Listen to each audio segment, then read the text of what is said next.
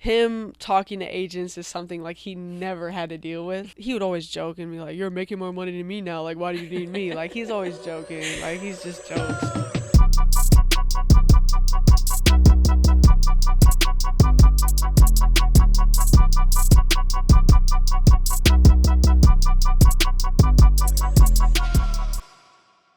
Hey everyone, and welcome back to this week's episode of NILOSOPHY. We have a very special guest, a very good friend of mine, Miss Paige Bueckers. Thanks for joining us today. Thank How you for doing? having me. I'm doing well. How are you doing? Good.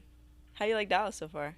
I enjoy it. The heat is different. I'm not used to the heat, but I'm a city girl, and Ooh. Dallas is, slightly, respectfully, demurely, but the city has shown me nothing but love, and so I love it so far. Have you gotten your Tex-Mex yet? I have gotten to a few places, and I totally understand the hype now. Out of 10? 10. Okay. What'd you get? I've been to a few spots, but like, I'll probably say my favorite is like Hurtado. That's like, it's Tex-Mex barbecue. It's like a mix of both. So I got 2 in 1 at that spot. You're trying it all. But yeah, I've heard Hutchins is good. Haven't been there yet. Want to get there. But even like just going to any spot and getting breakfast tacos. That's been. What's your breakfast taco order? Chorizo and egg. I mean, like, they got like a menu, and I just like anyone that has chorizo, I'm gonna go with that one. Okay, that's good. That's pretty good. So obviously what brings you to Dallas is getting drafted #1 to the Dallas Wings. Congrats on that, of course, as expected. I know there was conversation or speculation, I'll say, of you potentially staying in school another year. I know you had an extra year. Talk to me about like your decision in declaring, like essentially, like I know you've had some ups and downs throughout college, but like to essentially just make the decision like I'm ready to go pro. Talk me through that process. Yeah, I mean, as much as I love UConn, being there for 5 years was a long time. And just being ready for the next chapter of your life. Thank God I got to close it out the right way, and we all did that as a team. And the journey that I went on through UConn, I wouldn't trade it for the world what happened, just because it shaped me to be who I am and changed a lot of my perspective on things and helped me grow as a person, a leader, a basketball player on and off the court. And I kind of just made that decision before the season even started that I was going to give everything I had to this season. And just, you could tell. Yeah, just give everything I had to it and just be ready for the next chapter. I think having that decision made before I even started sort of is a weight lifted off your shoulders, the thing you don't have to worry about. But it was really just, I don't know, when you feel like something is over, and obviously you had one more season to play out, but you just feel like that was the last chapter to it. That's good. Well, you definitely ended it on a great note, of course, national champ.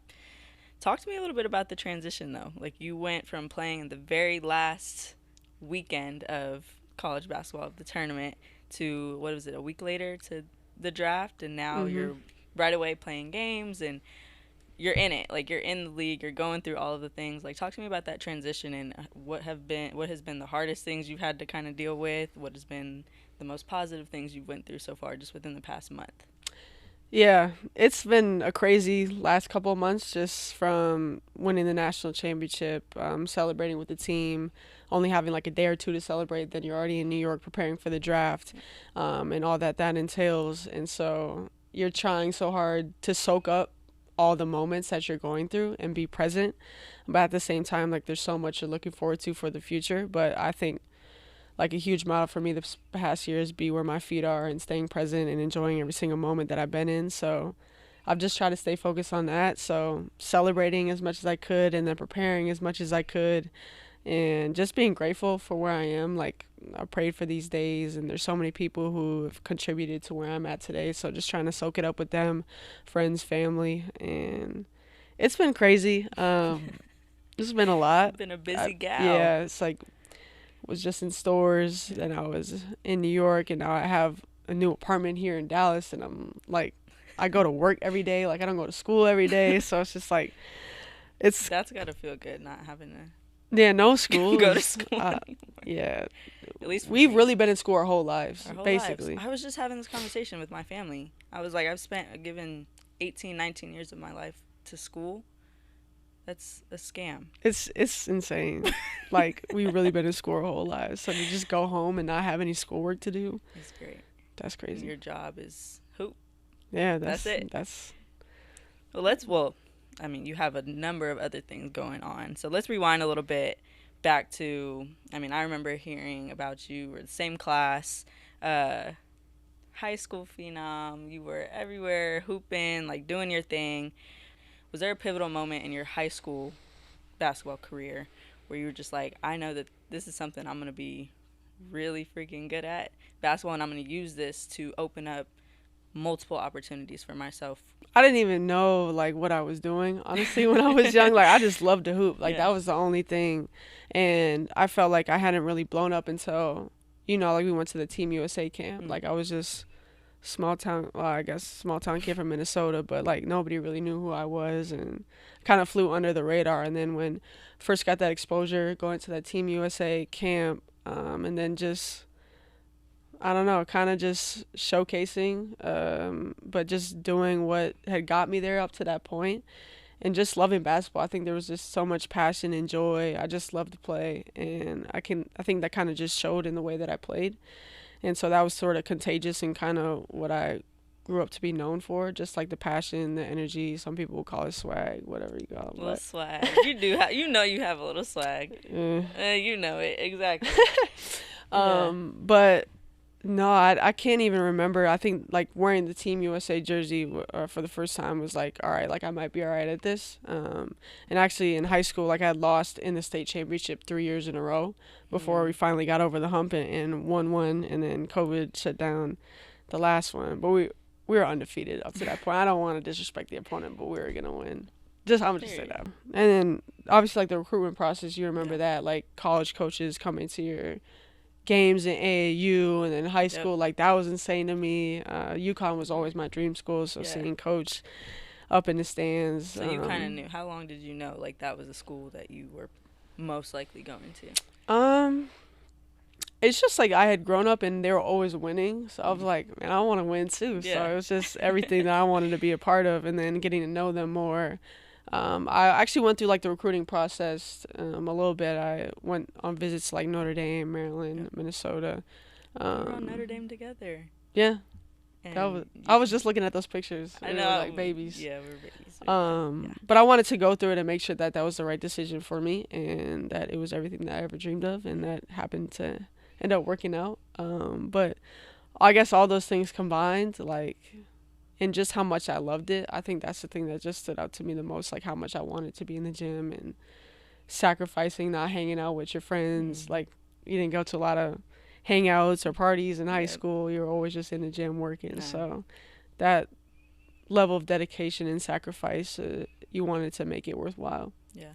How important would you say those sacrifices are to have led you to the point that you're in now in your career, in your life? Yeah, I think just wanting to be great, like you said, like just sacrificing. There's so many nights where you could have had a sleepover, or you have AAU on the weekend, so you can't go hang out with your friends, and you're traveling, your parents are sacrificing, your family's sacrificing just for you to get to practices, to games, to travel, to the drive, the flying, like everything like goes into being great.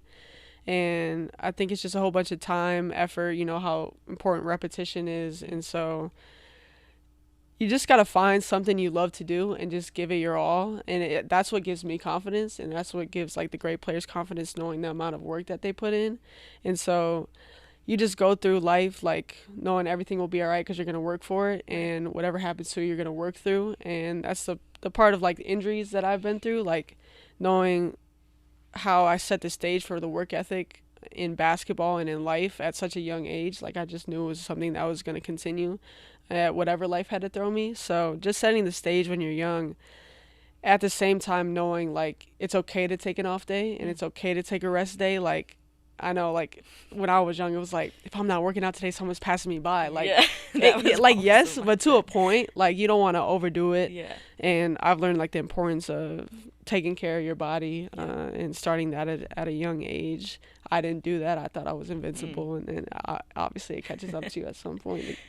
Life keeps you humble. God keeps you humble. But Yeah, just a sacrifice, and if basketball is not it for you, you'll find something else that you love to do, and you'll find that level of determination and dedication to be whatever you want to be. You grew a massive following young. How did you balance that and use it to your advantage as well with the following that you grew on social media? Because ultimately that also helped you in college on the business side. Yeah, it started in high school. I always grew up watching like Ball's Life mixtapes. Yeah. Like it was like Austin Rivers, John Wall, like Akil Carr, like those guys.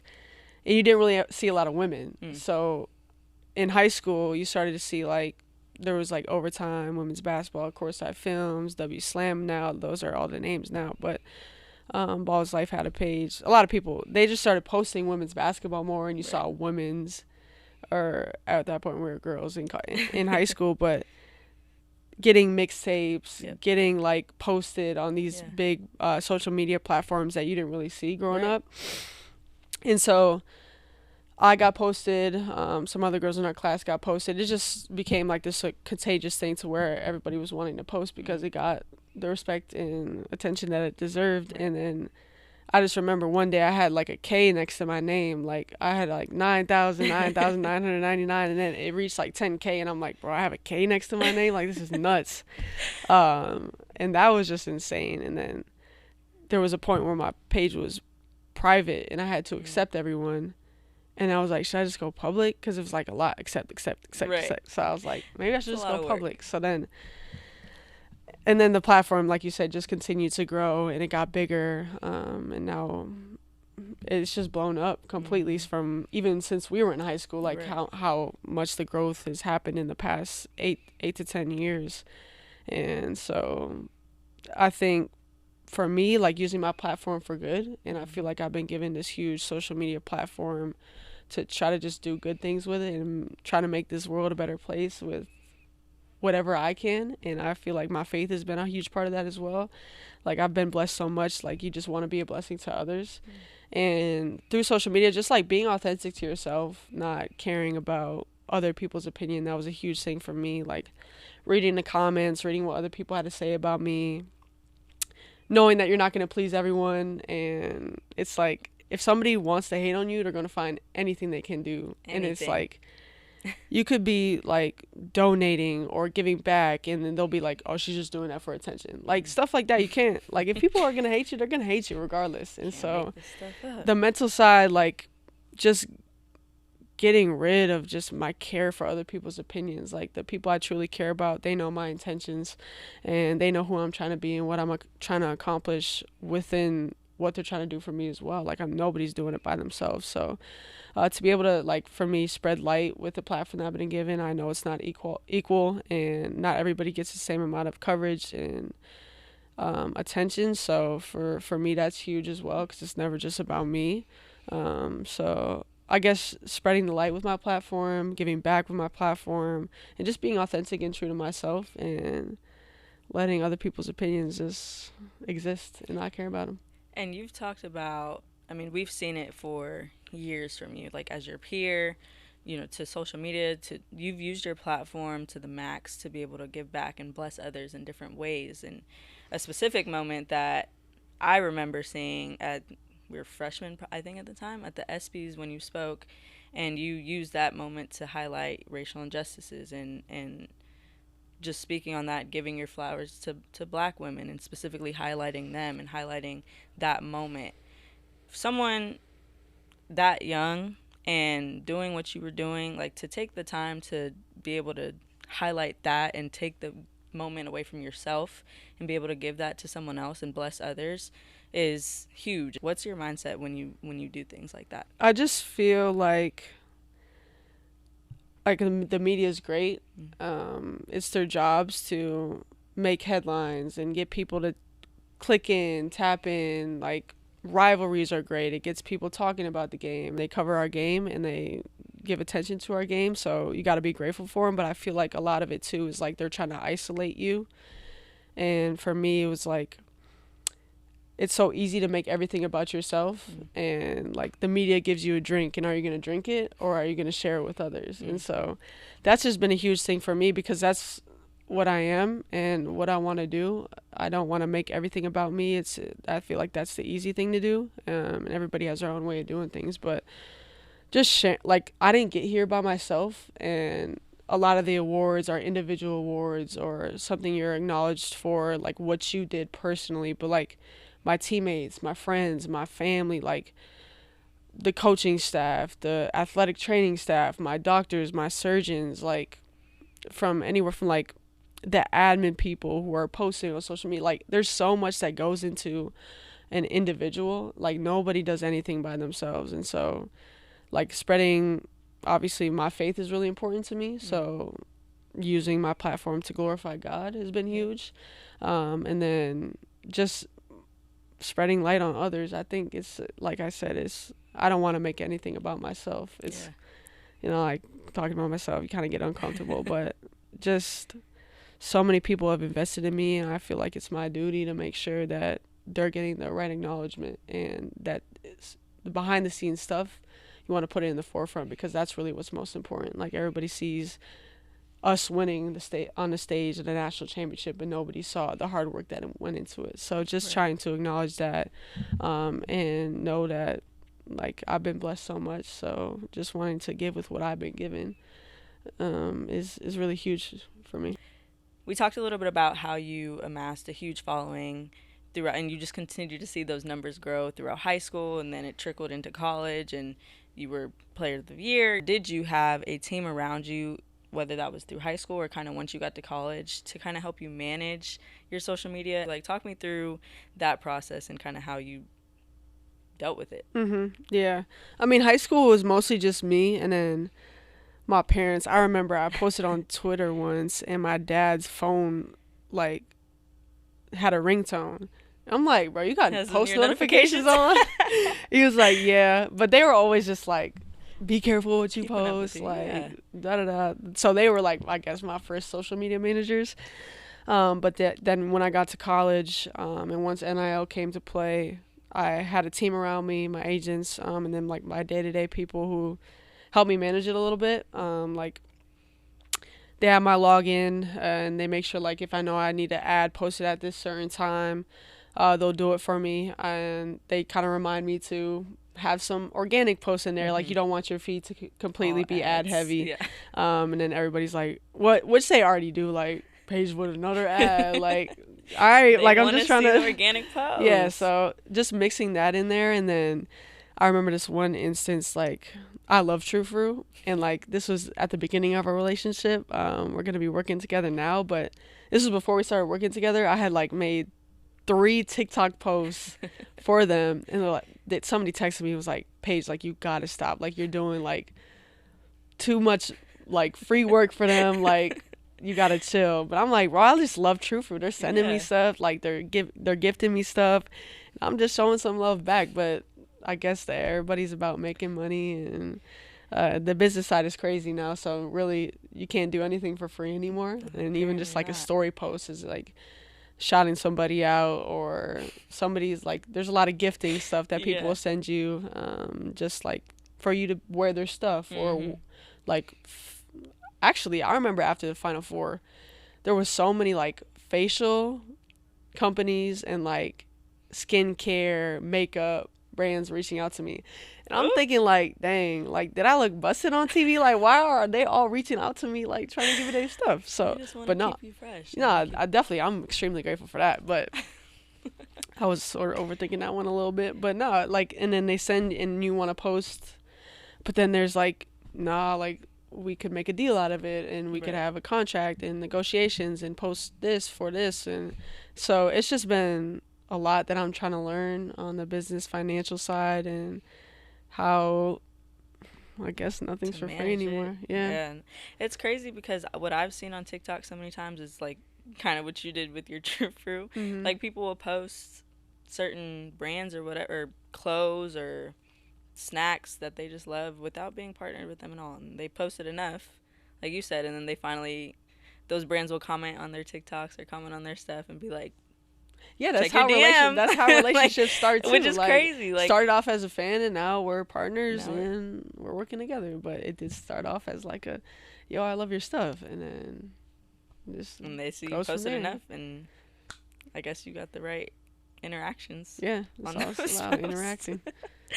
Talk to me about how you kind of put your team together, of your agent, social media, whatever it is that you have. Like, once NIL passed, did you know it was gonna, like, did you hear the talks kind of that first year or your freshman year about it? Yeah, I mean, it had been a conversation for so many years. Right. So we're like, I didn't think it was gonna happen. No, while I'm we were like, still in they're just school. gonna keep talking about it. Yeah. Just gonna keep talking about it. But it happened so fast. Like, it was fast. one day, like, you can't make money. Then the next day, it's like, you have an agent. Oh, right. And I'm an agent. Yeah. It was insane how fast it happened. And this was actually right before the ESPYs. Yep. And so my agency team helped me. Like, I'd never had a stylist before, never had hair and makeup done before, and, like, never had somebody, like, find me a dress, find me shoes. And they had done that for me for the ESPYs. And so I'm like, dang, well, gotta sign with them. Like, they treated me right, got me right for the ESPYs. And so it all happened so fast. And then I just can't imagine a world without it now. Like, now that it's introduced itself in college, like, what it's turned into, it's insane. So yeah. When you first heard, like, the day that it said it was passed, the NIL was passed, what was your thought process? Like, was there an initial thought where you were like, okay, I'm going to use NIL for this, or I'm going to use NIL to continue to grow my platform? Like, whatever it was, what was your initial thought, and what did you want to do with NIL when you started to get involved? Truly, I had no idea, like, that, especially the first day, what even, like, I knew name, image, likeness. That's probably the only thing I knew.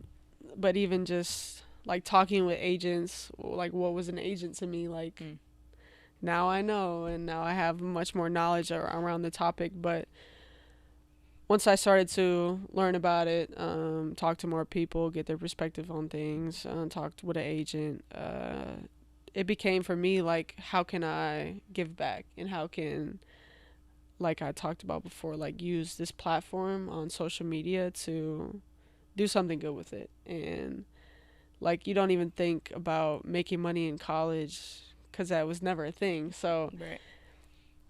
I set my values straight with my team before. Like, I just want to work with people who have the right intentions, have the right values as me, of, like, giving back, and not making everything about me, like, including my teammates on deals, trying to gift my teammates stuff as well. So just as much as you can, like, it's going to be about you. That's just, you're building your brand, you're building your wealth, you're building just who you are, and getting that out there more. So as much as you can, trying to counteract that with the things that you can do within a partnership.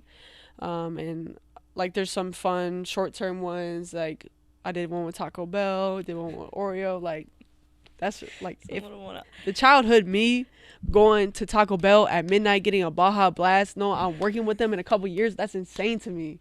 Like, this is full circle moment for you with Taco Bell. Like, I always say, I'm living in my childhood dream, for real. Taco Bell, wow. That's good. That's the fire sauce. They're gonna clown me, but I be getting bean burrito with fire sauce. Ew. It works.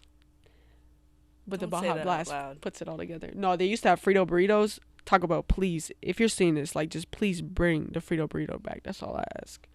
And I'm there. You can't say that you eat that. And I'm there in Dallas, Texas, where there's so many other, like, authentic Mexican. I'm still at Taco Bell if y'all bring that back. Was there a specific, like, once NIL started, was there a specific brand right away where you were like, my goal is to, besides Taco Bell? No, that was never the goal. Was there, like, a brand where you were like, I have to work with them, or it is my goal to work with them at some point, hopefully right away, but, like, at some point while I'm in school? I think Nike was, like, the one. Like, growing up, it was always Nike everywhere. Gatorade was another one. You signed with them that first year of NIL, right? No, Nike wasn't until, like, 2 years later. Okay. Because I was with StockX, and, like, contractually, like, I had to finish up with that. Yep. So Nike was, like, childhood dream moment. Gatorade was another one. See, it's just crazy. Like, I just remember being at the park drinking my strawberry lemonade, Gatorade, grape, wild cherry, glacier cherry.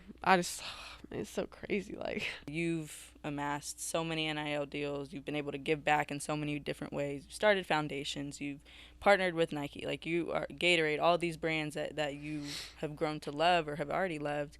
Is that a place or things that you would have thought that you would have kind of went through with NIL? no, I had, like, when I tell you I had no idea what this was going to look like, I had literally no idea. Like, it's a complete blank canvas, and that's why you just wanted to set your values at first, and like, Right. whatever came from that, then let's do it. So, nah, like, in commercials, partnering with Fortnite, like, man, I just, like, the stuff I was able to do, like, shoots, the creative side of it, the relationships I've got to build, some really cool moments. I had one with Verizon. A video just came out. That was one of the most memorable days of my life. What they did for me.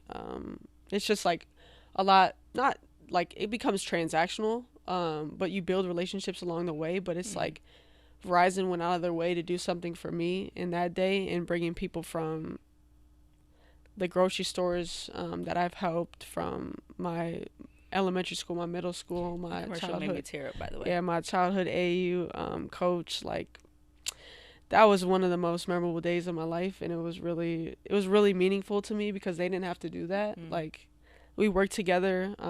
I basically worked for them.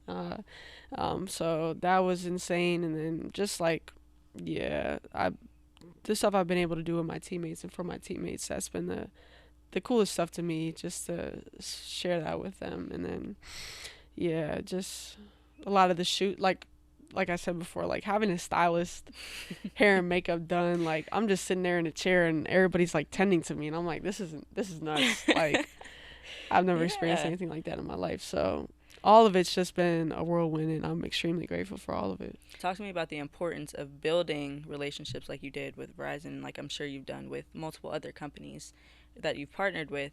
It's the most important part to me.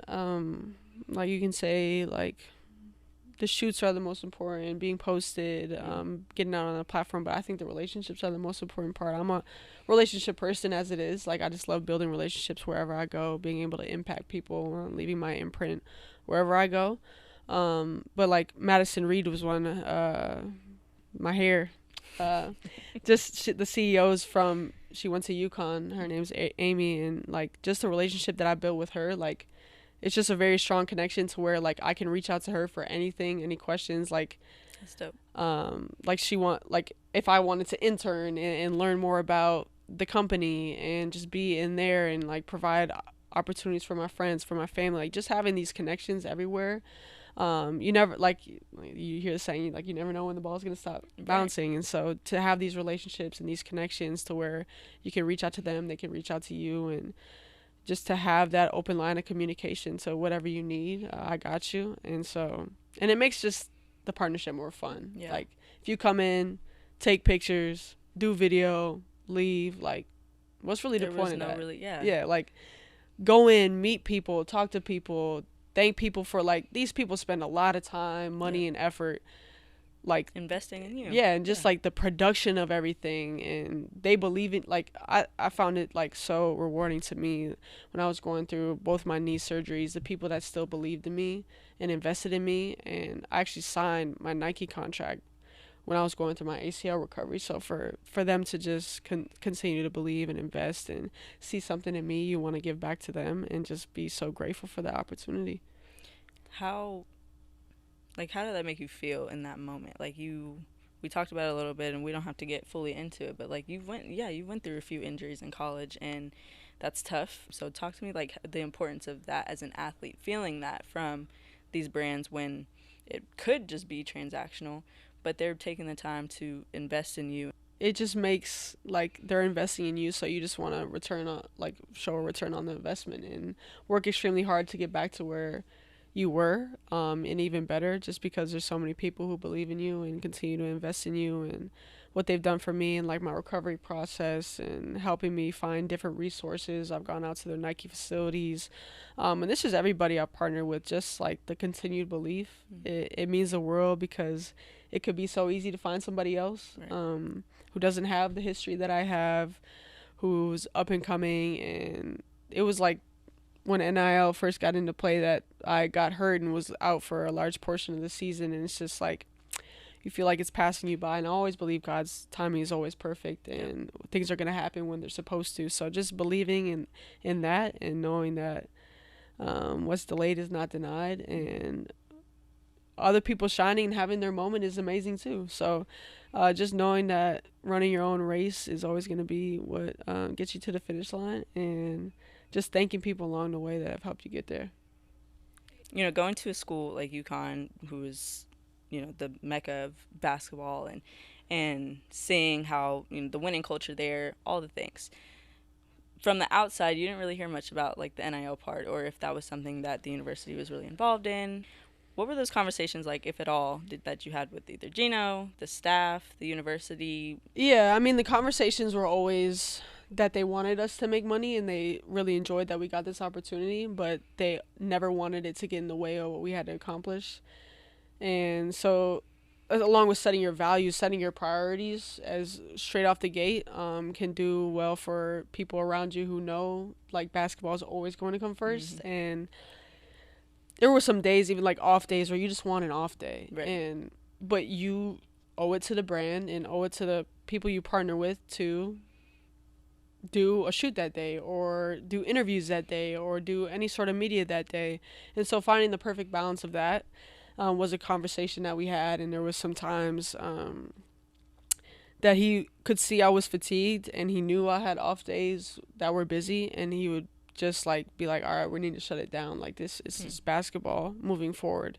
And then being able to talk to him about like who he's with as an agent and how he represents himself and his brand. And he doesn't really have social media, so a large part of it, he don't need to be on social media, but a large part of it for him is just like his contract negotiations. But he has a lot of wisdom in like how to carry yourself. And for me, like going up to his office when I was struggling, caring about other people's opinions, and you know, coach, like a lot of people don't like him, so he deals with that stuff all the time. And there's nobody better to just pick his brain and ask him questions about how he deals with that stuff.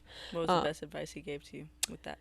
I mean, like, for every 5 people that hate you, there's going to be 500 people that love you. And he's like the person who always taught me, like, you can't please everyone, and you're going to kill yourself trying to. So just care about the people's opinions that you care about. And like, he was just huge on me being confident in myself and not caring about, like, he knew I was a people pleaser and trying to get rid of that. Like, you don't have selfish intentions with people pleasing, but you want that person to like you, so it becomes a little selfish of like, are you doing this for your intentions or for their best intentions? So just finding the balance of that. He's always just been there for wise words. But yeah, the conversations about NIL were always like, they wanted us to make the most of our opportunities. There was a Bleeding Blue collective that we would go do events for. And so it was like, they had great opportunities there. But you do know, going into UConn, like, basketball is always the first priority, and they'll make sure that. Yeah. To have a coach, though, that sees, you know, you as a whole, you know, and not just, especially from the outside looking in, people could think, oh, you know, UConn, like, I don't know, you hear the craziest things. Oh, Geno doesn't talk to his players outside of the court, whatever it is that people could say.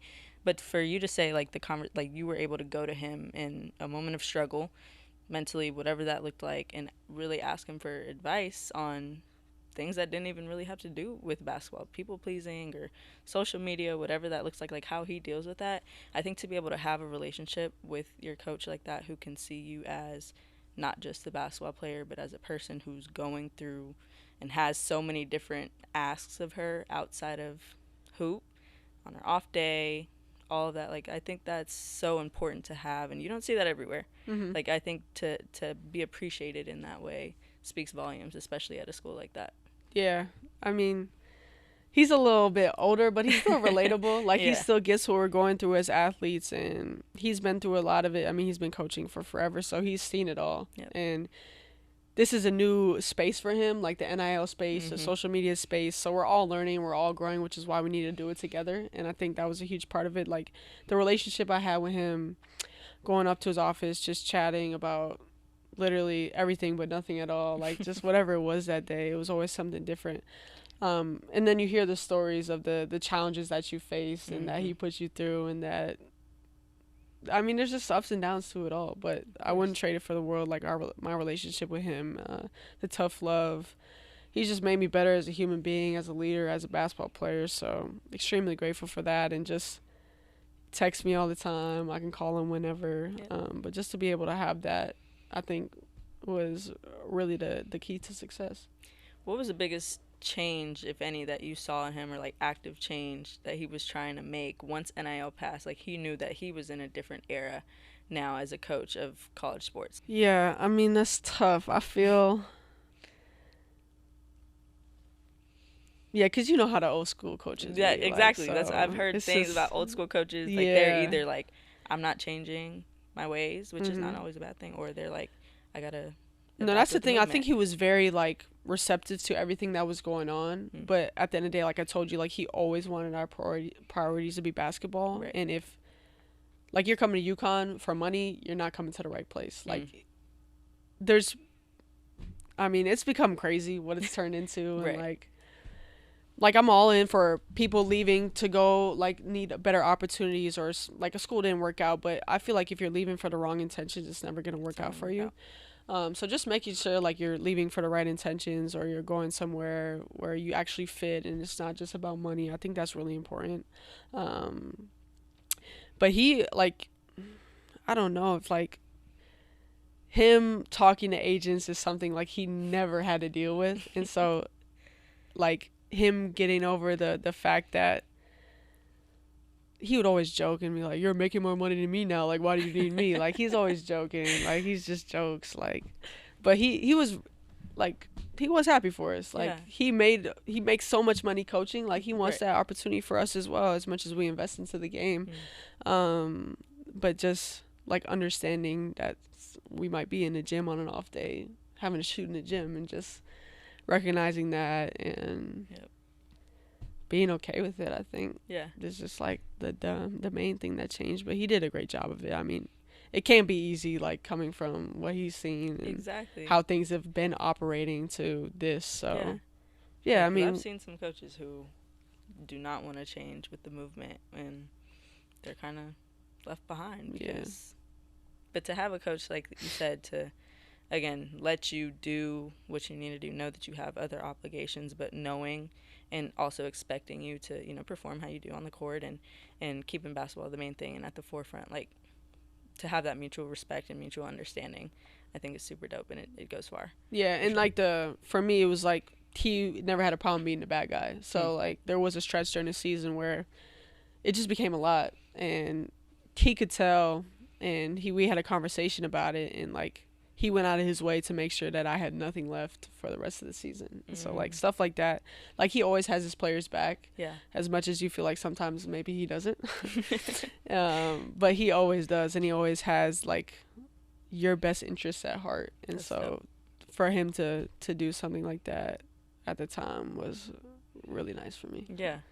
Talk to me too how you individually managed all of the obligations that you have had over the past couple years. I know, was it this last summer maybe, where social media was going crazy about you being on this world tour and being everywhere, which obviously you were working, you were doing your job and still hooping and all that, like, so whatever. But I thought it was hilarious that everyone was like, she's not locked in and she needs to be doing this. Like, how do you manage or deal with, if at all?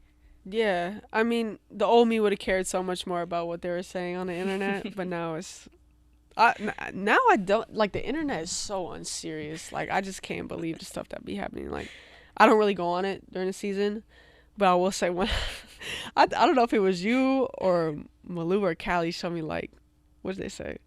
Concussion-like symptoms. Now she's sick. See you in 9 months.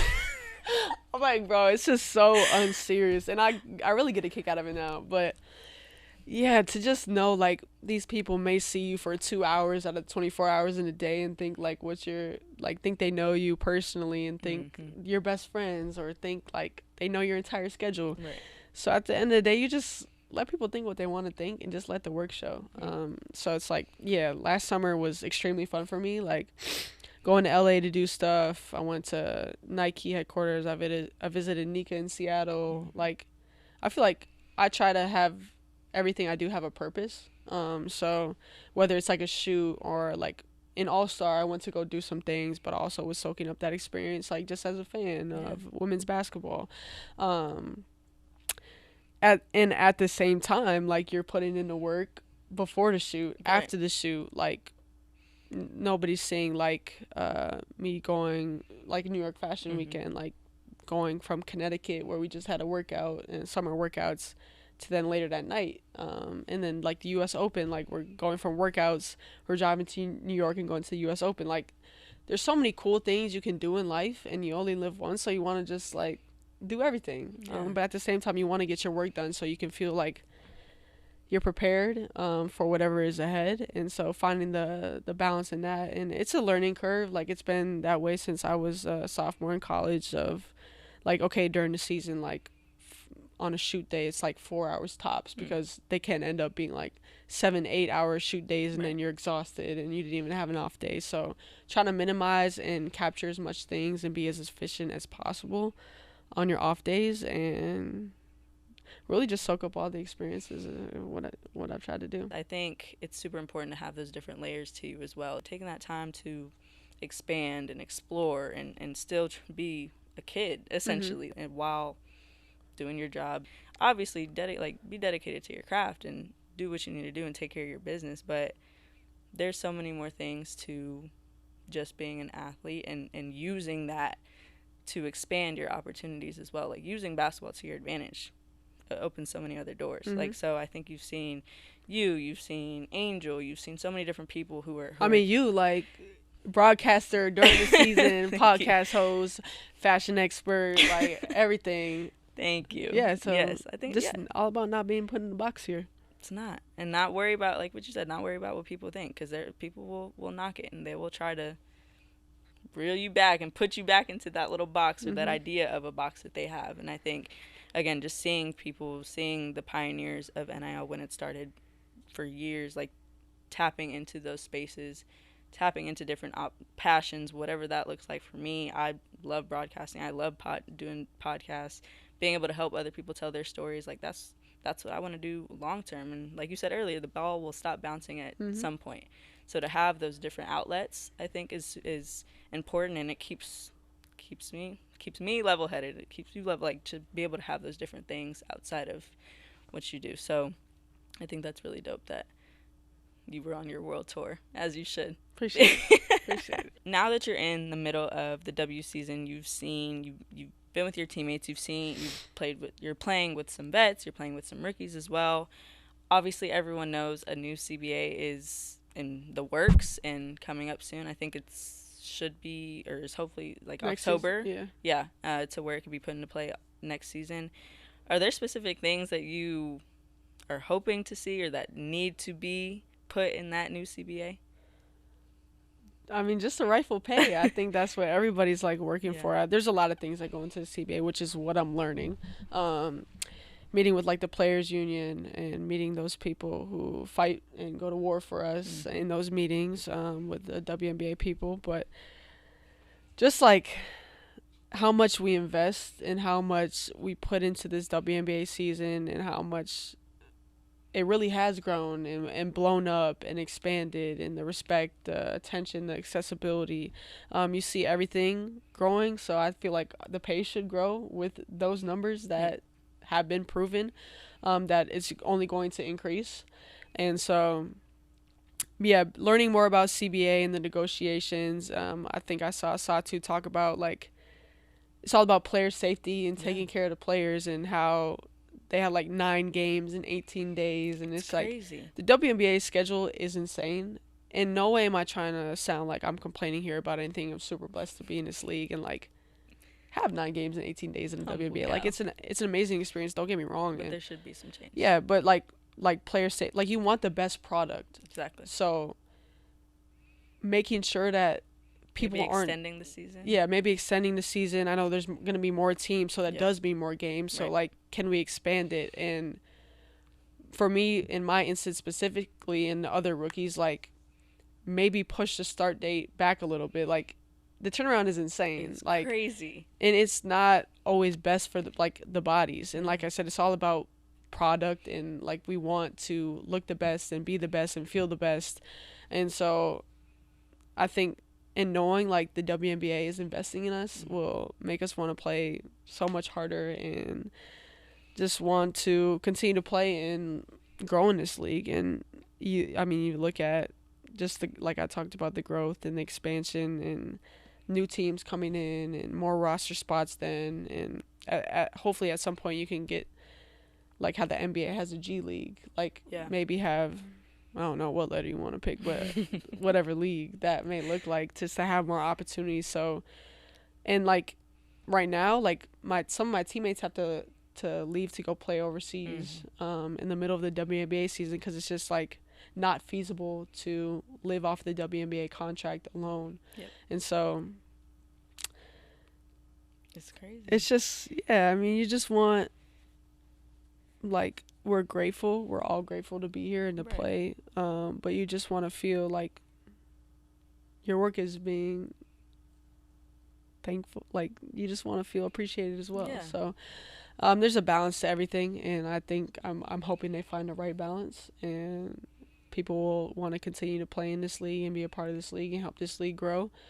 But definitely, I think like the travel, like having chartered flights, like it's a game changer, especially with the schedule. Like you're having back-to-backs, you're in one city the next night, you got a game the next day. Like it's just insane. So the charters and obviously taking care of the players that way has been a great adjustment. So I think it's only going to continue to get better. But definitely, I think the contracts, I don't want to put a number on it because then I think that puts a ceiling to it. But as large as they can be, you just want to reward the players for everything that they've done for the league. For all the time, time, effort that they're investing. You just want to feel that value, I think, as a player. My biggest thing I always say is roster spots, like roster expansion. I think that takes away the injury problem. Like you see so many injuries across the board from so many different teams. In college, you can carry 15 on a roster. So you have some cushion. You have 3, maybe 4 players injured. You're still at 11 players. Like, but now with the W, with only 12 spots, you lose 2-3 people. I think to have the option to be able to stay and hoop here and play in the league that you love, and that's a privilege.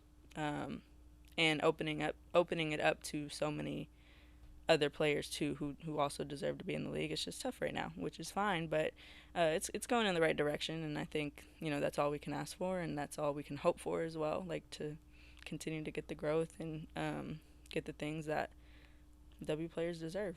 For sure. You ready to do some rapid fire? Yeah. Are you good at rapid fire? No. I'm not either, but hopefully you're decent enough. Okay. I'll try to lock in. All right, let's do it.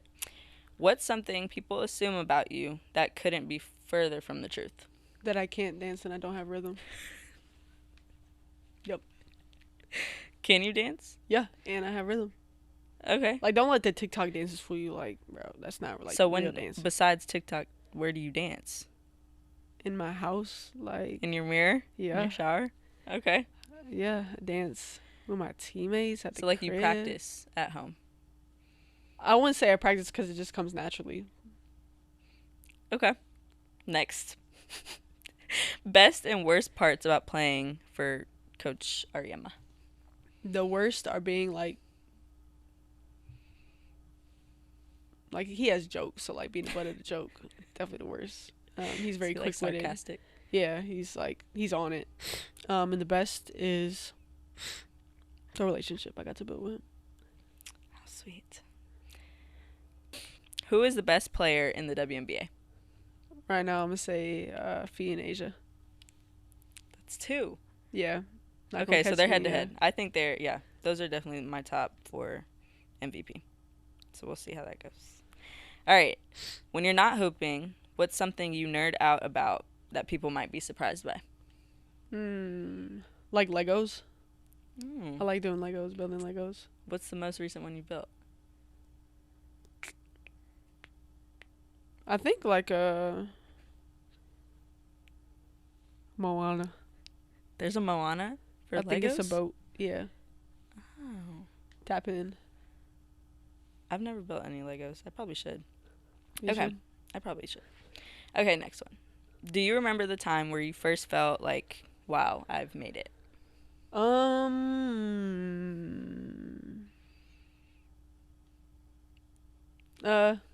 Define made it. What's like where you've just felt like at that time when we won the Natty, I felt really cool. Really cool. And wow, because I can't believe this is my life. I'm gonna be honest, we broke a lot of bad records at UConn. Worst start, worst record, lost in the Big East. So to be a part of great history, that felt really cool. And Team USA, at the junior Olympic level, winning gold medal was really cool too. And then getting drafted, I'll say those two. So multiple moments. Okay. State championship. You've had a lot of moments. Yeah. Yeah. That's dope. Good. See, at that level, that's the peak. Okay. That's where I feel at each stage of your life. Yeah, but then it's all right, what's next? So what's next?